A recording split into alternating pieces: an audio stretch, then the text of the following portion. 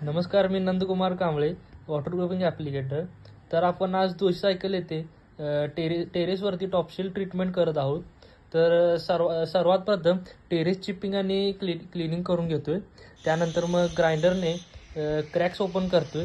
मग त्यानंतर 5+ आणि सिमेंटचं त्या क्रॅक्समध्ये भरून घेतोय. तर परत आता आपण 5+ आणि सिमेंटचा एक त्यावरती कोट मारून घेतोय.